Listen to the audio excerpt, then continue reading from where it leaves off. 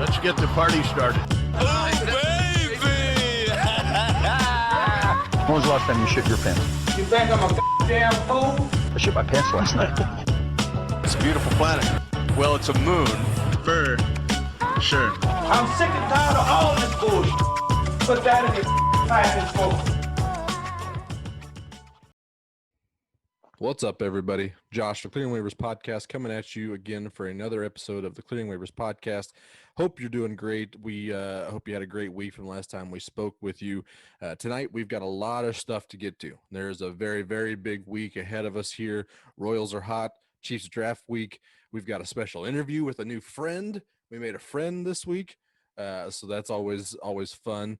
We get to figure out who that is in just a second, but we do want to thank again each and every one of you for joining us for this week. If you want to share us with a friend, go for it. If you want to follow us on social medias at Clearing Waivers, go for it. If you want to give us a 5-star review, go for it. We're here to empower the people and help the listeners feel powerful, and to feel powerful, you can help us out with growing this podcast that we're trying to do. But again, appreciate you being here tonight. We've got to talk Chiefs. We got to talk Royals. There's some big moves on both ends of it coming up, and of course, we've got to get to some shenanigans for the week.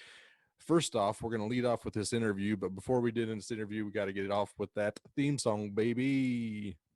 We're clearing the waiver. So we had a new friend, Kent Swanson from Arrowhead Pride, joined us to talk a little Chiefs. We talked a little Orlando Brown Jr. trade. We talked a little bit of a draft preview. Go get that KC draft guide that we're going to talk about shortly. Very good stuff. Only, I think it's $10 without a promo code, but you can go back and listen to some of their old AP Lab episodes to potentially get a promo code to get you $8 for the draft guide. So with the Chiefs picking at 58 and 63, there's almost guaranteed to have at least 2 to 3 guys that they've written up and kind of given us a good idea of who they are, how they're going to fit with the Chiefs, and what we can kind of potentially expect from their career arc or their physical profiles, if you will. So great stuff there. I want to pimp that again, but we had a great interview with Kent Swanson. Without further ado, let's get to it. Here he is, Kent Swanson. Tonight, we're joined by the Kent Swanson from Arrowhead Pride and the AP Laboratory. For the time being, some big news that came up the last few days. So we're seeing that you're hitting the road and checking up another opportunity. But we had just lined up. We were excited to get you for the draft week. You guys have been doing great work with the Kansas City Draft Guide. By the way, if you haven't bought the KC Draft Guide, it is absolutely phenomenal. The work, the scouting. I love the Chiefs specific fits to it. It's great information here, the KC Draft Guide. We wanted to have Ken Swanson on to talk a little bit about the Chiefs, and then they go and drop some big news. So it's been quite a week for Kent. Ken, how are you holding up after all this? I'm hanging in there, man. It's a big week here. It's a very emotional week. Sure. And I'm sorry, I dropped that on you guys. Like, hey, yeah, I'll do your podcast. And also, big changes are coming. Big changes, but yeah, man, really appreciate you having me on. And yeah, it's emotional week. Yep. Well, we like I said, we're excited to see what's next for you three. We've talked to Craig a few times already. Big time fan and friend of Craig. So we were excited to get Kent, and maybe one of these days we can collect the set and get Matty Lane involved. But hey, Matty's always down. He's always okay. down. Just you hit him up next time, and you can have your complete set there. Okay. Last week we had the Royals Farm Report guys on. We had a little podcast versus podcast trivia part. So maybe if we can get everybody in the same schedule, maybe there's something there. Just don't let Matty create the game. Okay. That never works out well ever for us. The bullshit meter thing that he came up with last week was you guys properly gave him shit for that, because it was very confusing. I think it's like Matty tries to be intentionally vague and bad at this now. Like, I think it's an art. Like, I think some people are going to appreciate it. I don't anytime he does it, but well, it's everybody plays a role in that podcast. That's part of why I love it.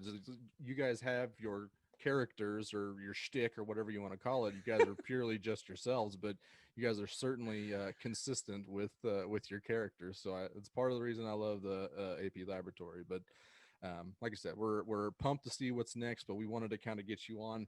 I mean, Chiefs have had a big week already.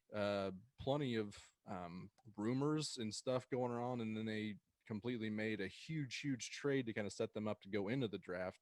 And then speaking of the draft and that trade, the Orlando Brown Jr. trade seemed like, there was plenty of buzz the last couple of weeks, like, do they move up? Do they move down? Do they go get more draft capital with a move down? Do they move up to go get an offensive tackle or an edge, where they kind of thought that those tiers were going to be? So is it ridiculous to kind of think that with all the things considered involved in this trade, did they do both?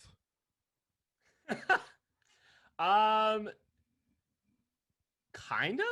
Okay, that's good enough. I mean, we can move on. That's no, they kind of. I mean, it's fascinating how they did it. They didn't want to give up the value of the 31st pick, and it kind of sounds, reading some of the stuff that's been out there, that Baltimore and Kansas City were kind of navigating and trying to come to some level of consensus there. Yeah, and apparently they used like 8 different draft value charts to try to determine what the right move was, and they still have a lot of flexibility in this draft. They came a roundabout way. They have, some draft capital to play around with. They could do a lot of different things with those 2 late seconds.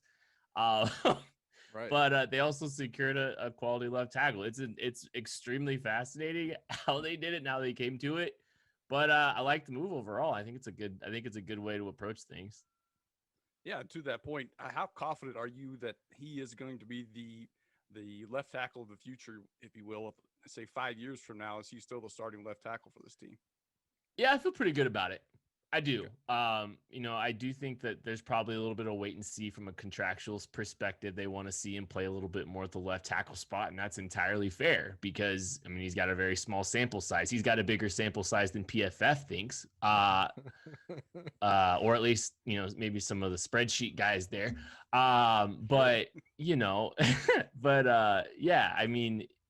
I think they're probably, getting a look at him and see how he operates within this offense. I do know he fits a lot of thresholds Andy Reid likes. Andy Reid likes his arm length.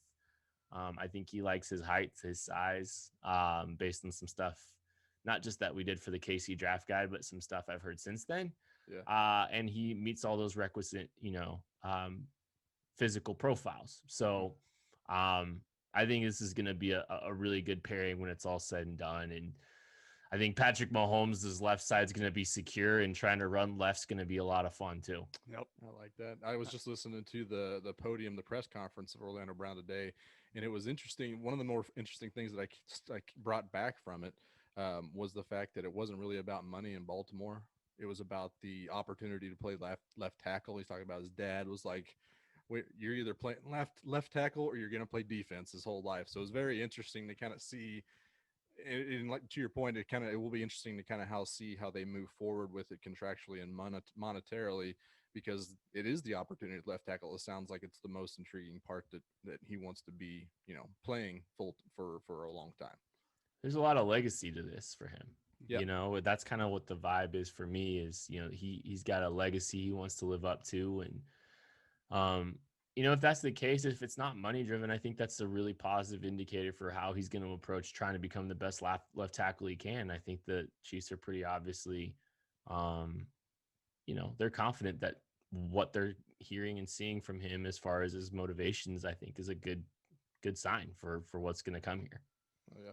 And bringing him in, we did cut 2 tackles in the offseason. So the right side, is that a concern at all, or is that still a position of need in your mind with this draft?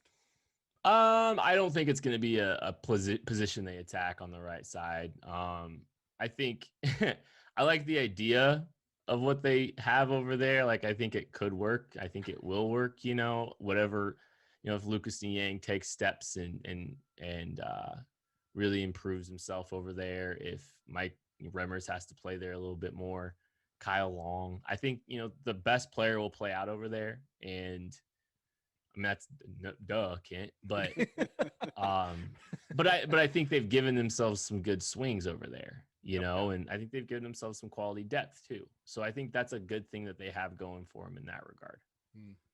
And leading up to this draft, you guys have been pretty consistent with, your first round pick is almost always needs to be best player available. And now we've obviously traded that away.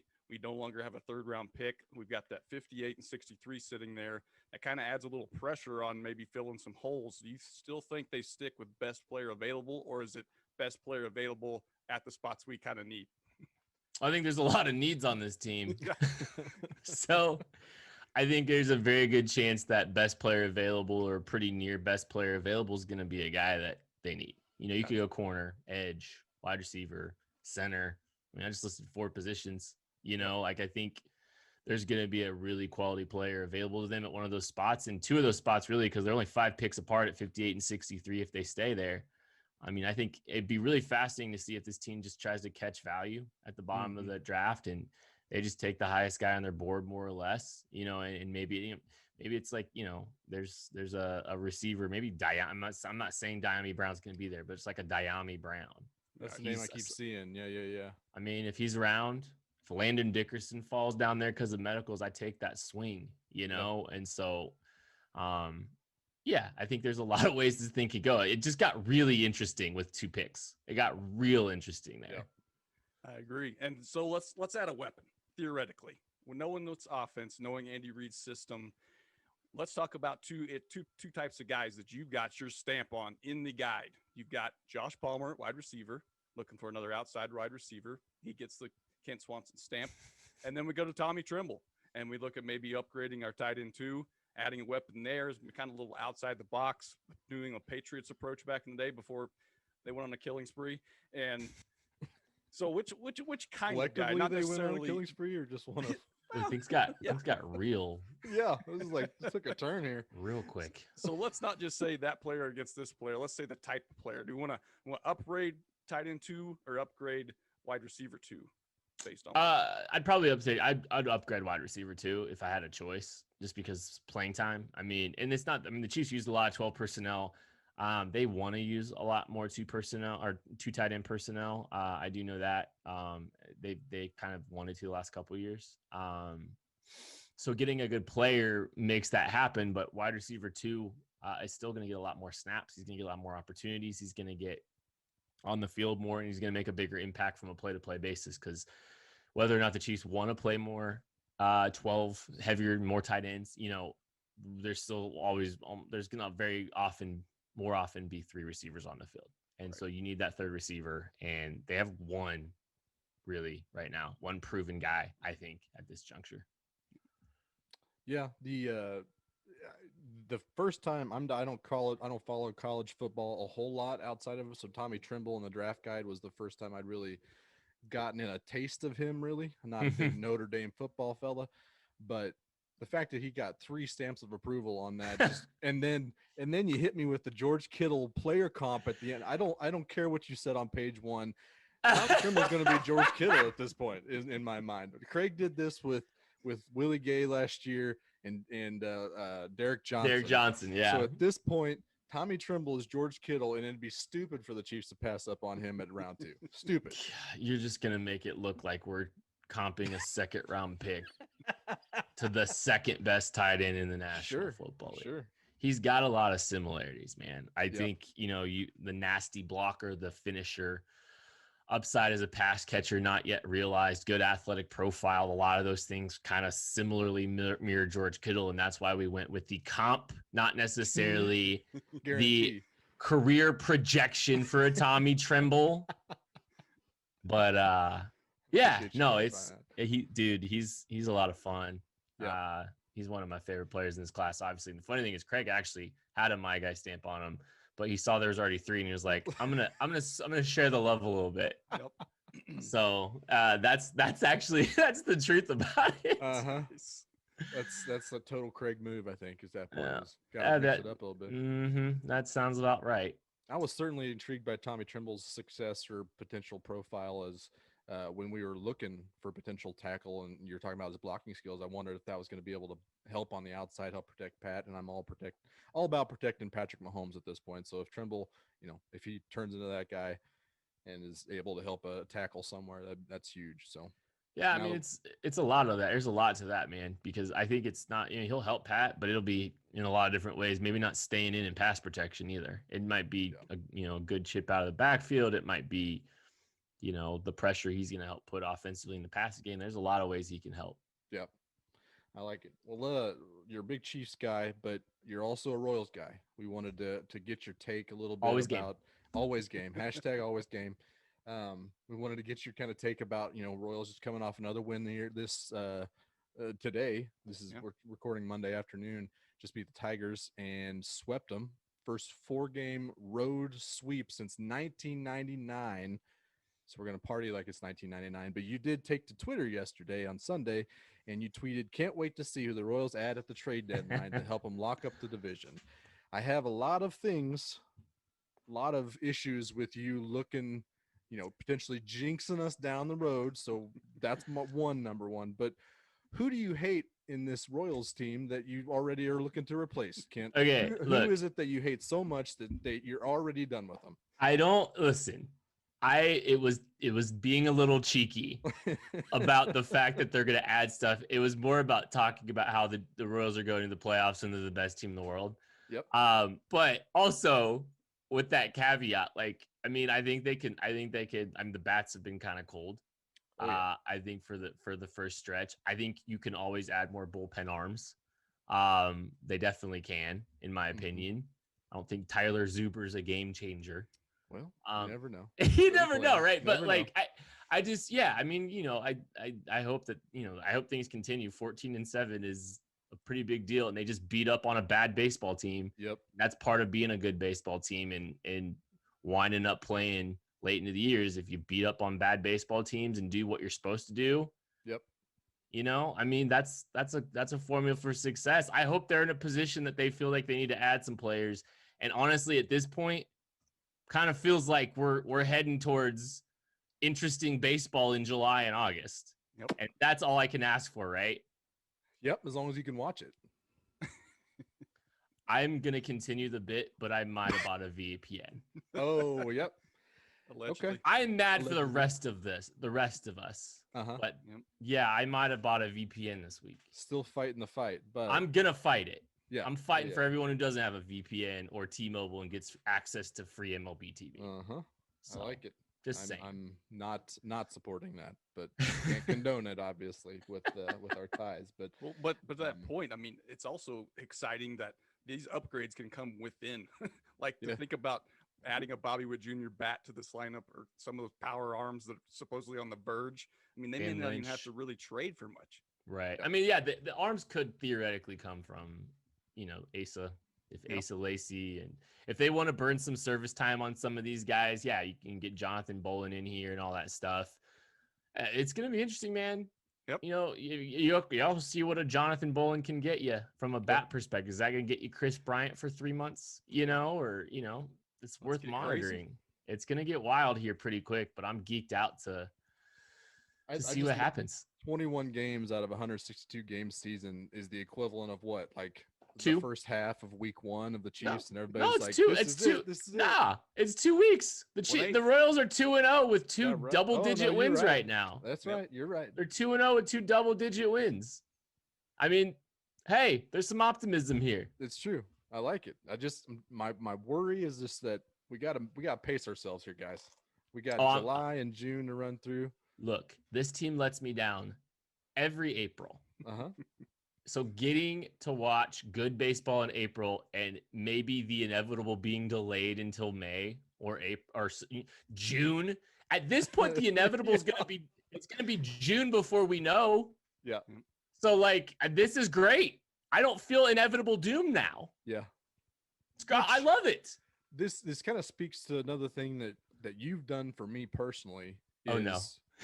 You have personally, back when the Chiefs were kind of making their run and everybody's like, well, when is the floor going to drop out? The playoffs are where the Kansas City Chiefs go to die. When's the floor going to drop? And you were the first one planting the flag to me. That was just like, the curse is it's over. Patrick Mahomes is the ruiner of the Chiefs' curses. And everybody needs to remember that he is the savior at this point. So you were the first person to kind of make me realize, yeah, why the hell not? This is what he does. It's crazy. And I get why our city is the way it is. We've been hurt a lot. Yeah. But talking to two Mizzou fans, so it seems like even Oh. more so. It's also that way. I don't feel bad about that part. But Yeah, that's fine. We're not asking for sympathy. We're just Nope. saying, we know more than customers. most people, obviously. But no, like the shoe, everybody's always waiting for the other shoe to drop in this Yeah. city. And I mean, I think it was kind of just like after the AFC Championship game in what was basically his rookie year. Mm-hmm. I mean, I don't know. Like he normalized a lot of things and like he just blasted every record, every single game record that we've ever seen. And he's done things like, I don't think we went from nothing to something so fast that no one has any context to the realities that we live in. Seriously. Think about it. Like we went from ball and you're like, holy shit, now what? 35 years never having a quarterback in the first round. And then they go from, Alex Smith, who is protect the football, let your defense, carry you or lift you up and do, to the best player in the world, literally, Captain unlike Validity. anyone we've ever seen ever in this sport. And it's like, there's no gap that we have anything to measure anything off of. And so I think people just need to realize, like, I think it's just an acknowledgement of like, guys, you're going to be in it every year forever, even if some of the decisions this football team makes stink. So, okay, I'm ready. Royals going to playoffs this year. Yep. I'm ready. Yes. You heard it here. We're doing it. Don't wait for that other shoe to drop. It's not Ever. shot. All the shoes are gone. They're all on the floor, and we're still here. Patrick Mahomes owns the Royals, and all of a sudden, No, there it is. I tell you, he's I'm just King saying. Midas here. This just saying. guy. Speaking of players that we love, last week we talked to the Royals Farm Report guys. We did a waiver wire draft of the athletes that we hate. You did make mention of the AFC Championship game. Happy to say Tom Brady was very much picked in that draft. So we wanted to kind of get this is kind of the shenanigan part of it we like to have with our guests. We want to get your take. We're limited to 3 athletes that you just hate for whatever reason. We had some guy on our regular show that hates Justin Turner for the Dodgers because people keep likening him to a Game of Thrones character, and he's just clearly not that guy. So this could be completely illogical and irrational hatred, but it's very real. So we were trying to get who your top 3 guys that you just hate for whatever reason. Jaleel Adai, the safety, who is just an absolute headhunter. And just no regard for anybody's life. Yep. Julian Edelman for being the smuggest. Hey, thing. this is therapeutic. You're in senioritis week for SB Nation. Just let it fly, man. Just let them. We were very restrained last week, limiting to 2 F-bombs, but hate's a strong word for all these guys because I don't try not to be hateful, but like you can tell you can tell how I feel. Yeah. Oh yeah. Jules. I can't believe the hype he gets relative to the success he's had. He needed PEDs to get there. I gave you 2. I kind of want to go with another headhunter safety. But I think I might just go with Breland Spinks and drop the mic. Oh. That's all that needs to be said. That's a good one. I just got raked up and down. I got raked over the coals so hard for not liking the Breland Speaks pick that, like, I don't know. My revenge tour is happening, I guess. I don't know. This is the victory lap. It's cathartic right now for me to just admit it. That's good. That was like one of my first introductions at Arrowhead Pride, really, because like I'd been there for like 6 months and really took on ownership of the draft stuff, and yeah, people were not happy.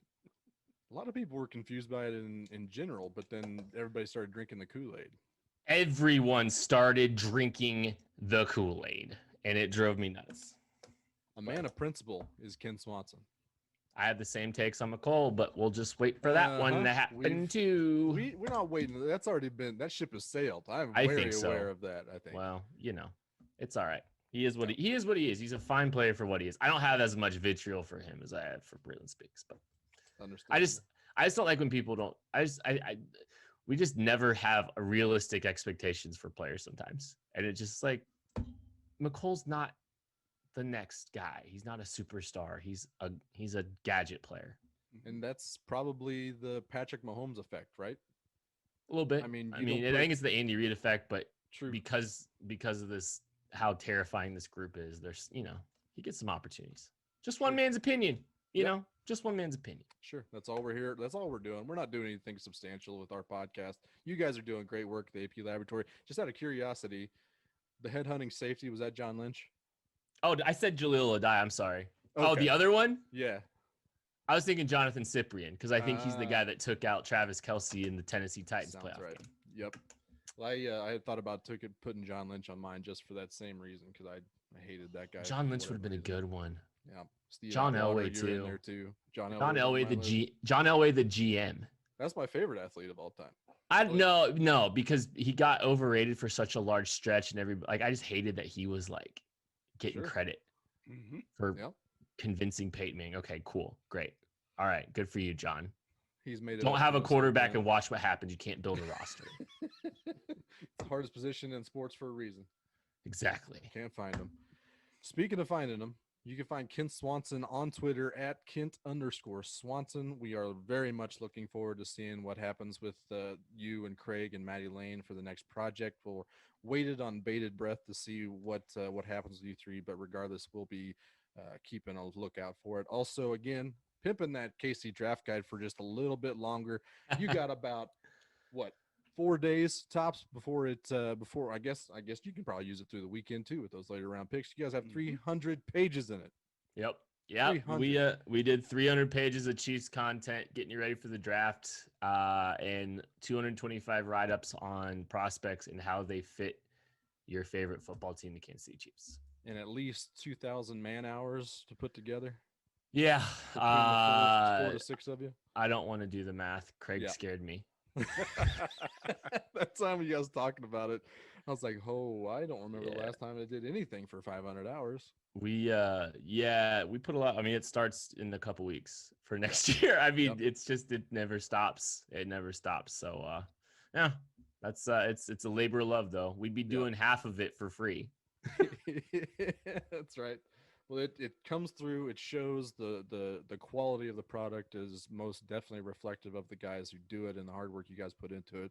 So we want all the listeners out there to go check out the KC Draft Guide. You can find all the links through Kent's social media, and we're going to put some in ours as well. So otherwise, we'll stand by for what's next for you guys, and looking forward to seeing it. But most of all, we appreciate you taking time to talk to us tonight, man. Appreciate you, fellas. Thanks for having me on. And we're back. Thanks again to Kent Swanson from Arrowhead Pride. Great dude. We got to talk to Craig Stout a few times, and always had a great time with him. And those three guys on that podcast really have a great time in general between him and Maddie Lane and Kent Swanson. So thanks again to Kent Swanson. Go check out the Arrowhead Pride stuff that they're doing, and then keep an eye on what they're doing from here on out. But let's get into some other clearing waivers that we got to talk about. We've got to get some takes off of our chests and deal with what we've been dealing with this past week as well. And we're going to do that in a very special segment we like to call Who Asked You? So you replied to my tweet on one hot take, and I'm like, who asked you? So the idea here is that we've intercepted questions from the internet. We've got takes on takes that we're going to give on those questions, even though they weren't necessarily meant for us. The first question here was found more in the Mellinger minutes. Sam Mellinger for the KC Star always has his mailbag that he is now in an audio form, which is fun.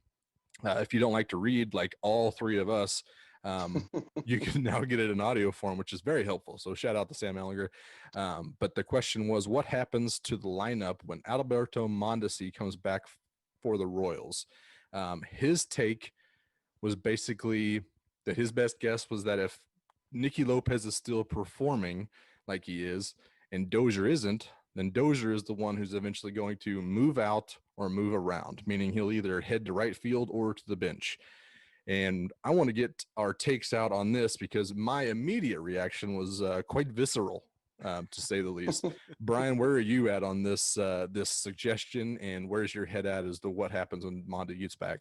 I had a visceral feeling as well, and it had a clenched fist, and I wanted to punch him for bringing up such a thing, such a wild, ridiculous thing that Hunter Dozier would be the one to move when they made this very clear coming into spring training what their ideal plan was. And they planned the entire time. Nicky's going to be a really good defender, play second base. He's going to get what he can on offense, and we're good with that. And the job was his to lose, and he absolutely lost it in spring training, which you almost never do, lose a position in spring training, but he managed to do it. And then the injury happens, and Nicky kind of gets a second chance. And since he's come back up, he's performed well, done everything they want him to do. So I see no reason why they don't go back to the original plan, play Nicky at second, kick Witt back out to right, Dozier plays third base, Hanser Alberto is the bench guy you signed to start the year. I mean, what else is there to do? Who of those, if you keep Witt, Nicky, and Alberto Mondesi in the infield, which one of those guys is playing third? Yeah. Like Nicky, I look back, he played like 2 games his entire professional career at third base. Witt, you don't really think he has the arm probably to play third base. That's my biggest issue with it for sure. You don't want to waste Mondesi at third base either, I feel like. Yeah. Hunter Dozier is perfectly acceptable over there. Witt's fine in the outfield. I'm not crazy about him playing right field on this team, but he's absolutely a core member of this group. So you've got to have Witt, you've got to have Dozier in the lineup. Even if Nicky's doing what he's supposed to do, that still doesn't mean he's the type of player that Witt or Dozier is, for that matter. I mean, he struggled the first 2 weeks or whatever it's been this week. If you look at his batting average, which is what he brought up. So you question how many games he's actually watched, because Hunter Dozier's, he puts the bat on the ball and hits it pretty hard. He's had some tough luck out. So I'm perfectly fine with what I've seen with Dozier at the plate. I love what Nicky's bringing to the table, because we all kind of gave up hope on that. And so if he can be that slap hitter, take some walks, not get struck out, be that bottom 8 or 9 hitter in the lineup, that's perfectly fine. I'm excited about it. But the idea that Hunter Dozier would somehow go to the bench or down the alternate side is just maddening to me. Hunter Dozier is absolutely a part of this core. And they proved that when they signed with that extension. So get out of here with this talk about getting Dozier out of here. Just get out of here with that. In Mellinger's defense, he did go on to say that he did predict that that won't be the case, that Dozier is he's showing signs of getting a little bit hotter, hitting the ball harder, and he doesn't expect that to be the case because basically we're only about halfway through Monty's rehab. So to his defense, he doesn't expect that to be the case, but if it were happening right now, which is what we're talking about, then he thinks that is actual a possibility. Kitty, where are you at on this? I was just going to assume the Royals are going to slot the man who's never earned anything in his life back in that 2-hole, Mondesi 2-hole. Yep. And I wouldn't be surprised if Lopez just got sent down. Yeah. Straight away. This is the plan at spring training. You were minor league bound. We're going to stick with that. I mean, he's been better than I expected him to be through this first 20 games. But, I mean, that's obviously a pretty low bar for most of us, I think, going into the season with his bat. So, but he's done what he needed to do to possibly stay up, and then O'Hearn can go back down. That he's been in the lineup a few days here now, but they've got options. They can move guys around. But Dozier not starting every day does not seem like an idea that would even be entertained by the Royals at this point. Yeah, just way too early. And he's got a decent. I mean, it's not like he's got a super long track record of success, but he did have. Right. But 2019, he had a great year for the Royals. Absolutely. And so there's 20 games this year. He hasn't hit it. He's not hitting. Okay, 20 games. Get him out. Get him out. Yeah. 20 games is a ridiculous amount of games to base a possible decision like that on. So I'd be shocked if Dozier didn't play every day, even when Mondesi gets healthy and is up here playing. The fun thing about that is Dozier's bad sample size is almost as the same as Nicky Lopez's good sample size.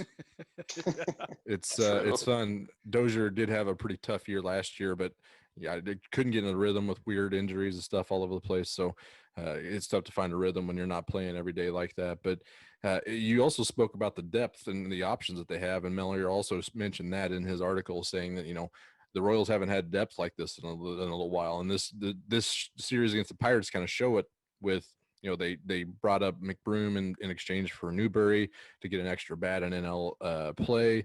And then they get Dyson and O'Hearn as lefties off of the bench as well. And then McBroom, Cam Gallagher, and I'm missing somebody. Missing Hanser. Yep, Hanser. I mean, those are pretty solid options off of the bat, off the bench with you know, NL play and how that's going here. But back to the Nicky and Dozier part. Nicky's slashing 286, 349, 393. Really, really good K percentage and walk rate right now. But his StatCast average exit velocity is 86.3, and his expected batting average is 221. Both of those are very similar to the marks that he's putting up the last 2 seasons when we thought he was god awful. He's got a pretty solid BABIP right now, but this is a matter of ceiling versus floor to me. Dozier is at his floor. He's currently rocking a 138, 194, 259 slash line. Very meh K percent and walk rate, and the StatCast numbers are solid.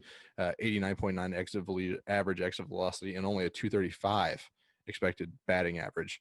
Not great. He is hitting the ball hard. I thought he was starting to come around a little bit more, but you take out those first 5 games where he didn't have a hit, and his slash line is 190, 227, and 357. So just still under a 600 OPS in that what is that, 13 game size at that point, coming into the nice game. So it is very much a question of ceiling versus floor. You're not going to expect Nicky Lopez to continue at the ceiling, despite this is pretty much who we thought he was going to be when he was coming up through the minors. So you're kind of getting the ceiling, or at least what you expected out of Nicky Lopez versus a down Hunter Dozier.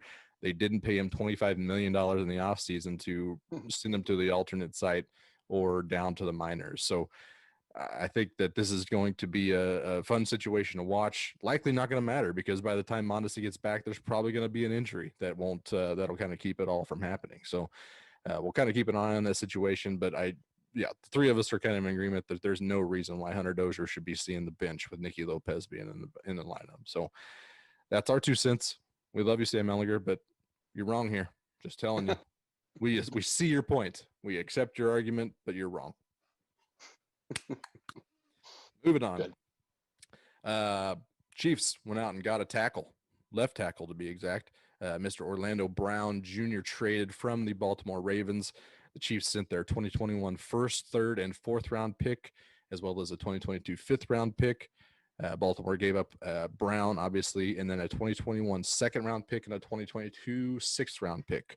Orlando Brown's going to be 25 years old.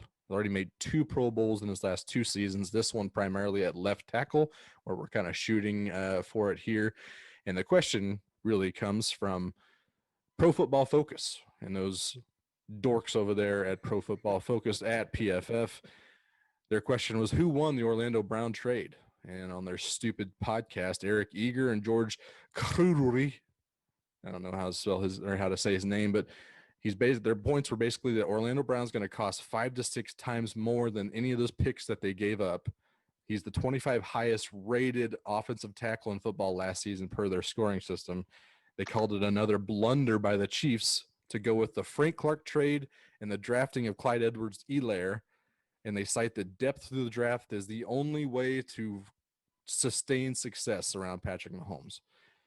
Some of those I agree with, not many of them. So I'm interested to see where your outside the Chiefs Kingdom fandom perspective here on this trade, Kitty. What do you got? Who won this trade?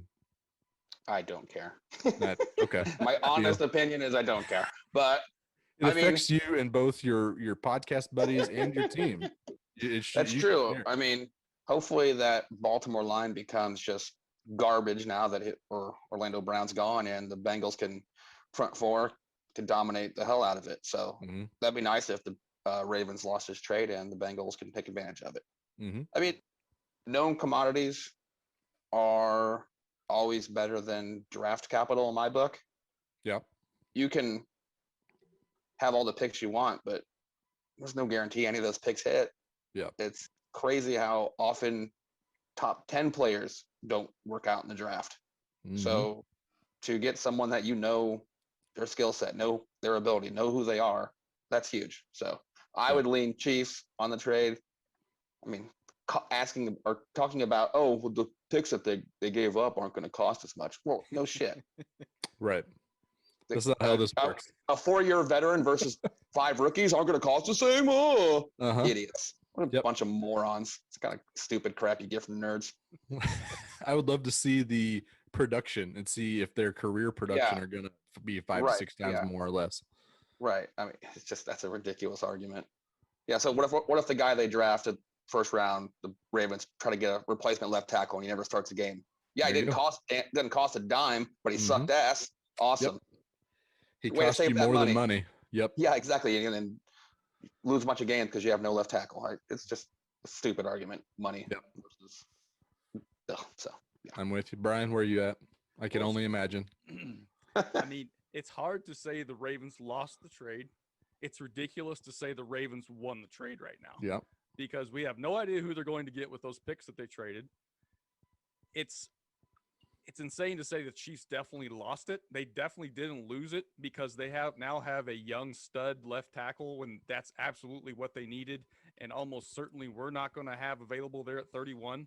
And the Ravens just said, here you go, best team in the AFC that we're trying to beat. Here's a huge plug for this hole you have on your line where we actually had a chance to compete with you. Here, have this young guy, and we get pick 31 where we can take interior offensive line, maybe a linebacker that's not a stud, not at the top of the draft. You know, we can get maybe a borderline starter for at 31. And so here, take this huge plug for your hole you have and come beat our brains in again because we're idiots for giving you a stud left tackle. I mean, this guy's going to cost like these salary numbers this year's like Solon's rookie deal. It's like $3 million cap. Yep. They can still franchise tag him for 2 more years at a reasonable price. If he really is a stud left tackle, you're getting him at a kind of a steal. But likely they don't want to piss him off. He'll play this rookie year deal and they'll sign him to a real extension. It's a nice consolation prize after losing out on Trent Williams. Trent Williams was the ultimate known player, and you don't have to give up draft picks. You just give him a ton of money, and you say your left tackle's good for the next 5-10 years, whatever they wouldn't assign him to. But this is a great consolation prize, and it's beyond ridiculous to try to claim that the Ravens won this trade right now because it's just stupid. I mean, draft picks more often than not don't become anything more than maybe depth on your roster. And when you're talking about giving the other team a starting left tackle when they weren't going to get that at 31, it's just ridiculous to try to make a claim that the Ravens won this trade right now. 100%. Now, we've talked about it multiple times. The recipe for beating the Kansas City Chiefs very much includes generating a pass rush. That void that they had on both sides of the line, we don't know what Lucas Niang is going to look like. They had big voids on both sides. Yep. You basically they were hamstrung from Jump Street, not being able to fill those voids through free agency yet, even though they probably were going to do another move if they didn't do this, I would think. But you're basically you're giving them an out. You're letting them off the hook by making this trade in your own conference. Nonetheless, you're chasing these guys and you're helping them fill their void. Yeah, you did get some good solid draft capital that, I mean, the Ravens are great at drafting, so they're probably going to hit on those guys, which is great for them. Ultimately, I think that this trade is very even. Both teams got what they needed, and if it's just for the simple fact that the Ravens basically let the Chiefs off the hook, that would automatically make it a Chiefs win on my end. 51% to 49% in my head, just for that simple fact. So, yeah, and the fact that they got a second rounder out of there was huge to me. I don't know if anybody else is in on that boat, but it seems like you can use that to take your home run swing, to take or see if you can get some insurance policies on Niang, or see what's going on with that offensive line or the edge. So there's multiple things you can do with that second round pick. I thought that was huge to get back as well. So, and if you pick up that KC draft guide, they've got in there that the trade value chart that everyone talks about on draft day about, I think it may be Jimmy Johnson or somebody that the Cowboys kind of came up with this. Yep. Every pick is worth a number, a unit value wise. And they used that chart to kind of come up with what this compensation was. And they basically said, we gave up a 38th overall pick for Orlando Brown Jr. at the end of the day. And when you're talking about giving up a second round pick for a starting left tackle that you're confident in putting over there, I think you take that all day, every day. Yep. I would 100% agree. And at that point, Trent Williams is going to cost a lot of money for a lot of years, and we'll see what happens with Orlando Brown and whatever they get at second round. So there's a potential for the pick to even be better than signing Trent Williams at this point, but let's see how that all pans out. Speaking of that 58 and 63 pick, the third question here is basically from Chiefs Kingdom. They're going to ask just the ether and all the experts and not us, but we intercepted it. So here we go. We're running with it, taking it back to the house. Who do the Chiefs take at 58 and 63? I'm sorry. There's mock drafts galore. Go check them out. I mean, there's plenty of good stuff here. A lot of intriguing moves. But Brian, I'm going to come to you on this, and I'll probably leave you out of this, Kitty. Appreciate it. Who you got at 58 and 63? What do you want to do with those two picks specifically? Well, we kind of talked to Kent about the approach with this, having only those second round picks, not having first, not having a third, kind of puts the pressure on them. You stick with the best player available. And I agree with him that, outside of quarterback, defensive tackle, running back, you can pretty much take the best player available, and you kind of need their help at this point. That's somewhere along and it's kind of crazy to say that for a team that's been to back-to-back Super Bowls, 3-time AFC championship game that they have, they can use help, but I mean, every team can use help somewhere, right? The main thing was at the left tackle spot is filled. That was the glaring hole. Right. I think next for me, I think if they could fill that edge with a real guy, a real contributor, they've got some guys over there opposite of Frank Clark that can rotate in and contribute.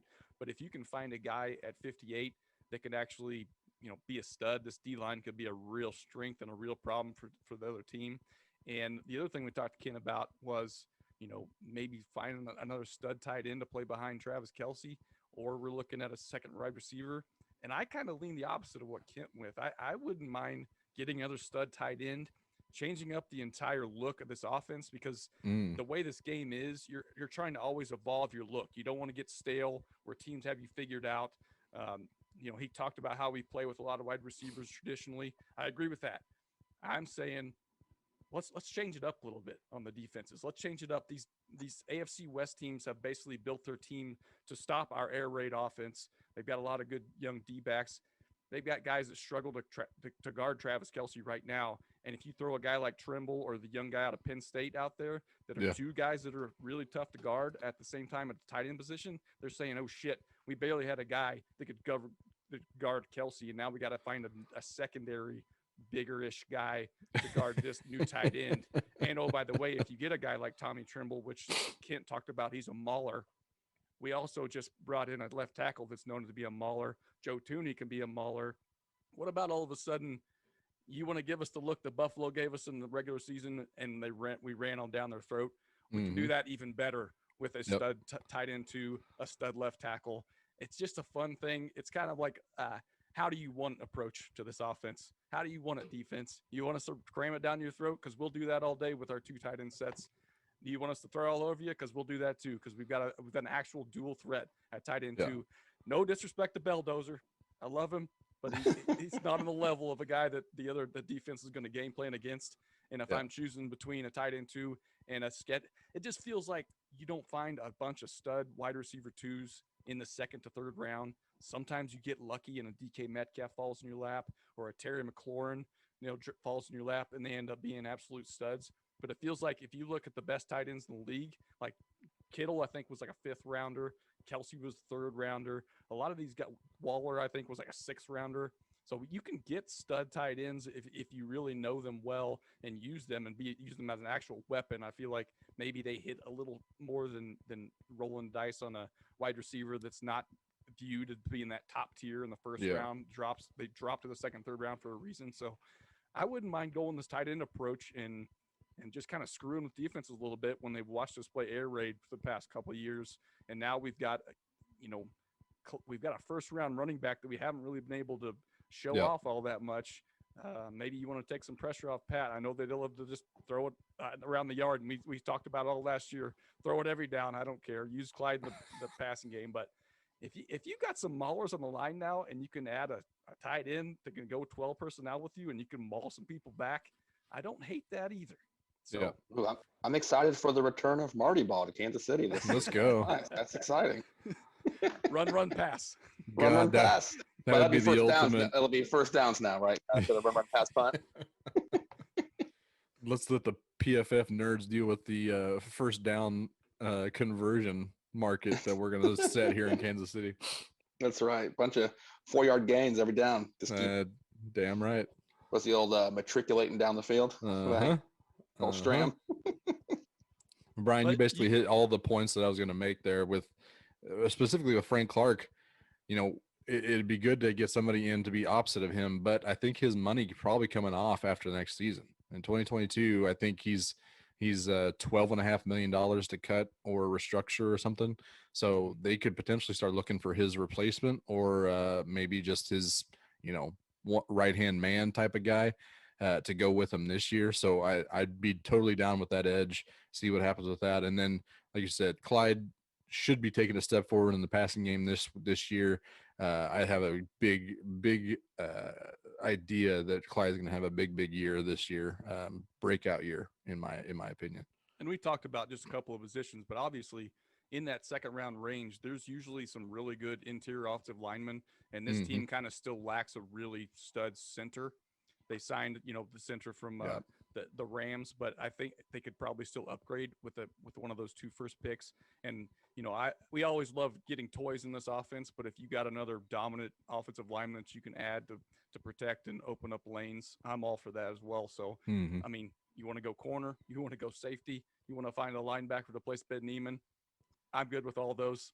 Just find winners. Two winners. We need 2 winners right there. 2 winners. It seemed very much like they were at their best when they were playing backyard football. And that requires Patrick Mahomes to have time. Yep. So to be able to build that offensive line brand new, it's kind of wait to see what happens with it. Do have some quality, some youth on there. But we're gonna have to wait and see what it is. But at that point, if he's got time, he doesn't need a lot of weapons. They're gonna get on the same page and figure out where they need to be. And they're gonna be there. So I don't have a whole lot of worry about that offense. Obviously, we like new toys, but yeah, give Patrick Mahomes some time, and it'll all work out in the end. So that'll do it for the clearing the waivers this week. We're going to move on to some shenanigans. We got some short and sweet shenanigans for the week. We brought the Waiver Watch Wating Game coming back, as well as a good keep trade cut draft food edition. So without further ado, let's get into the Waiver Watch Wating Game. Waiver Watch Wating Game. Waiver Watch Waiting Game. You came up with that tongue twister. It's like that. Yeah, that title is just created to mess with me. I don't know what asshole Who did that? Who put that title together, man? Rude. Is what the name of the next game is. Waiver Watch Waiting Game brought it back. We got TVs and movies that are all coming from one general theme, with the theme being a movie or a TV show that is about or involves or features or even hints at some form of draft. So we got a big week. We just talked about it for 17 and a half minutes. So we're going to talk about it a little bit more in a different way. So we each got a movie or a TV show, got their Rotten Tomatoes score, and we're going to try to guess the critic score of each movie or show. I'm going to start off with the random one. I randomly picked one. You guys are going to hate it. But I also don't know the Rotten Tomatoes score, so I can compete here as well. The show, it's a miniseries on HBO called John Adams that involved the drafting of the Declaration of Independence and the U.S. Constitution. This was just like a mini series or shit.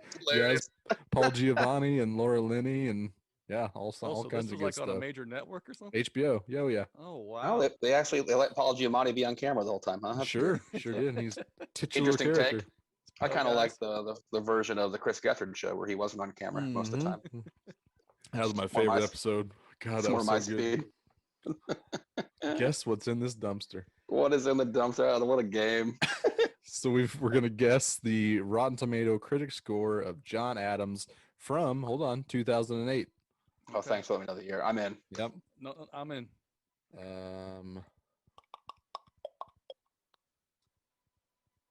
Okay, I'm in as well.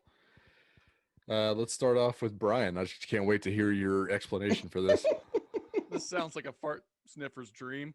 Some old ass shit history with new actors. So I'm gonna say it's a hit, fresh, 77. Okay. Kitty. I'm on the same line of thinking as Brian there. This is prestige TV right here, right up Sure. old history, Constitution, John Adams. This is great. And I'm going to go, I went 83 for the critics. 83. Okay. I am right there with you guys. Giamatti was at the height of his powers in 2008. So I think that's gonna benefit to this as well. I went 87. Was he just off and duets or something here? Was this just off, yeah. Duets. It was duets. Surely there's a Spider-Man appearance in there somewhere or something. The critics, let's start with the audience score. Audience score was an 88. Wow. Ooh. Audience loved it. I mean, I guess if you're going out of your way to watch John Adams on HBO, I think you know damn well what you're doing. You're already liking the show. Yep. Yeah. Yep. Although there's serious potential for you not following the script and you took liberties with some stuff that were said and done. And if you do that, I mean, that's like going against like a Harry Potter book or something. Well, it's a little different than that. It's a little different than that. I think I'm going to go exact same thing. All right. Exact same thing. Nerd rage. You're both Nerd rage. That's true. It's like hyper nerd at that point. And as a hyper nerd, I would like to say that the audience score was an 81. Audience or critics? Critics? That was the critics. I'm sorry. Critics score was 81. Audience was an 88. So I got real close to the audience. Yeah. Kitty got real close to the critics, and Brian is somewhere around there as well. We're right around there. Yep. Yep. Nice first round. We So see you, Kitty, John Adams. Yeah, you're not fooling any of us. Kitty's in the lead, so he's going to go next. Kitty, what do you got? All right. I went with one of our favorite shows, everyone here on this pod, with The League. Okay. And I chose season 7 because this season contained the episode of the auction draft where Andre had the 1890s like Gilded Age theme. So everyone's dressed up like old timey, and they're auctioning off football players. No. I wonder how this could go. Anywhere besides horribly wrong. So can I ask you if this is the whole season? I did the whole season. I did the entire season, season 7. Was this the last season? Second. It was either the last or second to last. Let me. Because that's going to change it up big time. Yeah, let me see. I didn't even really like the last season, and I love that show. Yeah, it was great. Yeah, just let's see. Come on, computer. Let's work a little faster. All right, I think I'm in. I think it's looking like the last season. This is 84 episodes, probably 12 per. Just get your number, Josh. Yeah, last season. I'm in. Final season. All right. Oh, it's final? Oh, I'm going down. It was the final season. Okay. All right. I'm good. Josh, I'll let you go first since you're So, ready to go now. I originally had the old Sean Kemp 40% on there, and then you said last season, so I went to the old Marcus Allen Kansas City Chiefs 32. Yikes. All right. That's real really ripping down the league here. No This kidding. season 7. That BK. season sucked bad. I'm going with, okay, so it may have been a down season, but if you're still with it on 7, you're not going to be super critical, I feel like. So let's say it was rotten at 52. Oh, so close to the audience score there with that 52. No. It was a 51 on the audience score. That's tough. But the critics for season 7, Absolutely hated it. 81. Holy No, shit. that can't be true. Rotten Tomatoes, critics is 81. 16 ratings, 81% from the critics. Oh my God. With the squad up to their usual tricks, the league seems to be in game shape going into its final season. What? Wow. Yeah, how about it?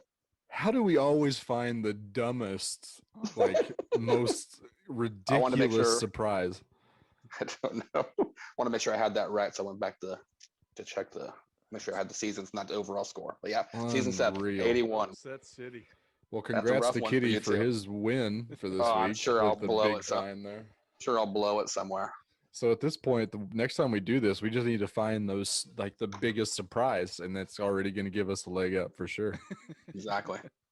That's cheating. The whole other That's game at that stacking point. the deck. I didn't That even is. try to find a surprise. This was what came to mind. I love that episode of the auction draft. Wow.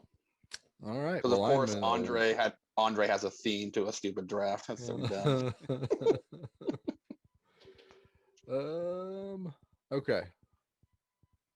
Brian, you are second place right now, so I'm gonna let you roll first. Yeah, just getting beat by kitties too. So Mhm. yeah, I'm gonna go with 1996 Jerry Maguire. Uh-huh. Jerry O'Connell was Frank Kushlash in the first, like, I don't know, quarter of the movie when he was trying to be his agent. He's going to be a first overall draft pick. Yep. Human head weighs 8 pounds. The rest of the movie didn't have anything to do with the draft, but that was enough. That was on my Yeah. mind. I definitely worked. thought about it. I'm in. All right. In. Kitty's got his number 2 off, so let's go with Kitty first. I feel like this was pretty well liked by most critics, so I went with 78. Okay. Josh. I am in the similar ballpark here. I went with the old Eric Fisher 72. I would really need to research a lot of football player numbers to try to just throw that out there on whose number I picked. Well, you guys are pretty close, but nobody's right on. Audience came in at 79. Oh, Critics actually higher at 83. Wow. nice. Yeah. Not too surprising there. Kitty trying to break Right. records here. Yep. Man, big one. Huge, Josh, you need huge to fool star. him here. Yeah. Josh is pretty good at that usually. He can throw the old curveballs in this game. I am very excited that it comes down to this. If I were taking Kitty down with one thing, it would be a Marvel movie. Oh no, a draft. Captain America, the first Avenger, was set in World War II where he was trying to make the draft. That's why he took the super soldier serum to get and go fight for his country. God bless him. What? Oh, what Captain a hero. America, the first Avenger. What was the critics' score? What year did this come out? 2011. Okay. 2011.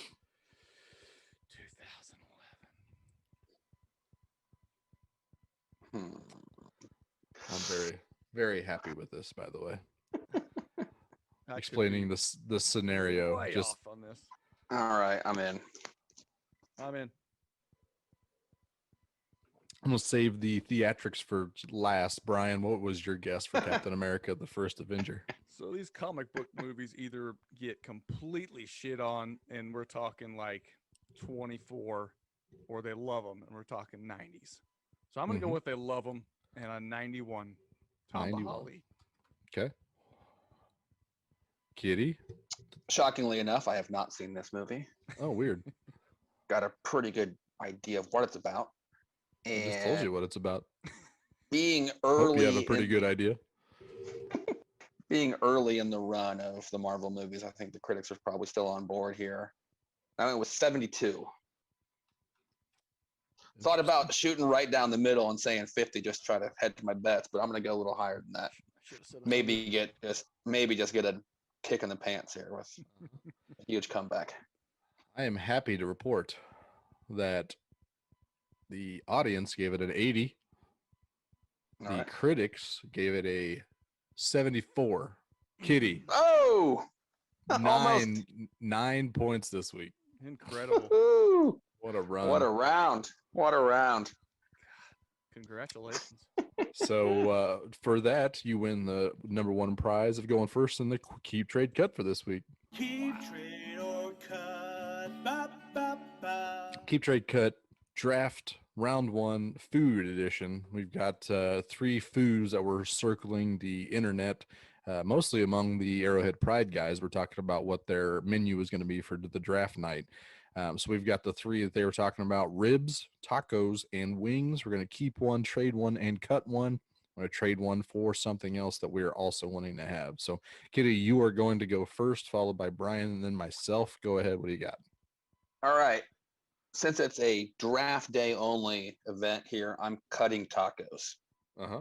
If this was a what do you want to eat every day, tacos win out to me easily in these three options. But since it's it's versatility in tacos gives me that. But one day event, no, you're out tacos. Sorry. Okay. I'm keeping wings. Love me some wings. Just so many great flavor options there. So many. Just give me that. Mostly I just want buffalo wings. Just give me the hot and spicy wings. And so with that, sorry, ribs, gonna have to trade you. Yeah. I think they got a lot of trade potential though. I think people really really dig their ribs. So I'm taking my plate of ribs and I'm heading over to Josh's house. And I'm trading my ribs for his guacamole because I know he wants nothing to do with that. Perfectly fine. That was the dumbest trade ever. Not for me. I love me some. That's a big old bowl, probably 4 or 5 avocados in there. I'm eating that all day long. You just scooping it out, just If I run out of putting it chips, on your wings. I'm using my hand. If I run out of chips, I might put it on the wing. Who knows? Go crazy. It's draft day. Who knows what's gonna happen? It's true. It's a real wild card. Wild card day. Brian, you were second place. Go ahead. This is a tough one just because it feels sacrilegious, but I got to cut ribs. Ribs are my favorite food, but if we're talking about draft day, you're talking about hours of draft. And in my mind, ribs, you have to eat them right out of the smoker. That's when they're the best. You want to eat them and then kind of be done with them. You're probably not going to go back to them in 3 hours and want to snack on them. It's just not the same. So they're kind of messy. You don't want to mess with that. So let's cut the ribs for draft day. I'm trading the wings. That we talk about value. I think people, they attribute wings with draft day, so people will want them. But to me, just when you talk comparing them to tacos, they're just a little messy. I'll happily eat a wing when it's cold, but somebody else will too. I'll trade that for a pizza. I'm going to order way too much pizza. And you can confidently enjoy a pizza that's been sitting out for hours on end, and you have no problem picking that sucker up and just slamming it when you're on the last pick of the first round or you're end of round 3. You're starting to get that hunger again. You need a little something. I want that pizza to be sitting there for me. So I'm trading for the pizza, and that means I'm keeping tacos because in my mind, I've got a taco bar built, right? I got my taco meat in the crock pot. It's always going to be warm. Anytime you want to go back and make yourself a nice little taco, it's right there waiting for you. Sprinkle some cheese on that sucker, melts right over that hot meat, and you can eat that all weekend. You got this taco meat all weekend long. The draft lasts 3 days. I got plenty of taco meat. I'm going to get sick of tacos by Saturday evening. I didn't even think about the taco bar station. That's a great move. And I was just thinking it's going to be already they're laid out just as is. Yeah. No crock pot. That's my mistake. Crock pot is a good key to that. I think Hey, for you sure. want to trick your brain? Make some nachos for that second round. Ooh. Tortilla chips on the plate. Make some nachos. Or just crunch up those taco shells. Boom. Don't even need the tortilla chips. Taco what? I'm here to tell you, tacos are wrong? the most overrated meal of all time. Woo! Overrated. Whoa. Are you Way including overrated. crunchy and soft tacos in I'm this including diatribe? the mess of tacos. Overrated, boys. Overrated. Overrated. How are you getting such messy tacos, bro? I'm not. I mean, it's just tacos. They're never filling. Never filling. You can get 26 of them and be completely fine. Some of us on this podcast might have done it. 21. So, well, I did 26. No big deal. No, you didn't. I did them. Different restaurant. I got sources. Regardless, I'm cutting tacos. Irregardless, I believe. Irregardlessly, I'm cutting tacos. Dumb. Rarely have I had a memorable taco. Period to the end. I'm keeping wings as well because you can switch up the variety. You can get the different sauces. You can get different dips. Guacamole can go to hell. So I don't think that counts for either, but I think you can mix it up enough to trick your brain, like you were saying, Brian. I think that's a good point. But you can also monitor your intake easier. Like, I could probably fit one more wing in there, or I probably need to stop at that wing. I mean, it's easier to monitor the intake there. Like you said, kind of sacrilegious, tough to take. It's the number one food on this draft board, but ribs, got to trade them. Probably got the most trade value here, but again, 3 to 4 hours you're sitting there. You don't want meat sweats. You don't want that meat coma that's incoming whenever you eat too many ribs, because you just can't stop when you stop. You eat until there's only bones, period. So I think I got to get the good trade value from ribs, and I'm trading also for a pizza because A, pizza is number one outside of ribs, and B, you can also easily monitor your intake and then good for grazing as well. So give me pizza as well for that. I mean, it depends on how many pizzas you got there. Sometimes you can really lose your mind and not remember how many slices you had, unless you're one of those weirdos that leaves the crust around. Ooh. Who does that? I don't know. I've seen it at office parties. Like, what's going on here? Ooh, even office parties. Who brought the 6-year-old to eat pizza? I don't like the crust. You just ate a slice of pizza with crust all along the bottom. Eat the damn crust. Quit crying. Probably eat a lot of guacamole. Can't trust them. Maybe that's what we need next time they order pizza at the office when we actually go back to one of those. Yep. Get a bowl of guacamole for that leftover crust at the end. For those That savages. sounds disgusting. Genius. So that's going to do it for the Cleveland Warriors podcast this week. We need to thank Kent Swanson once again. Go check out his work as well as all the other great contributors and writers and podcasters for the Arrowhead Pride Network. Shout out to them.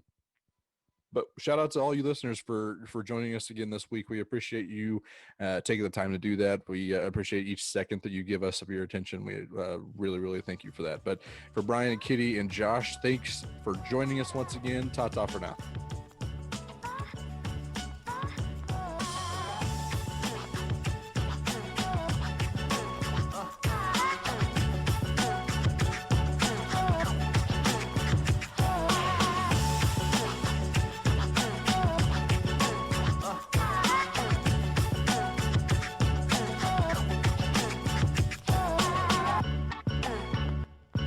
Strike 3 called.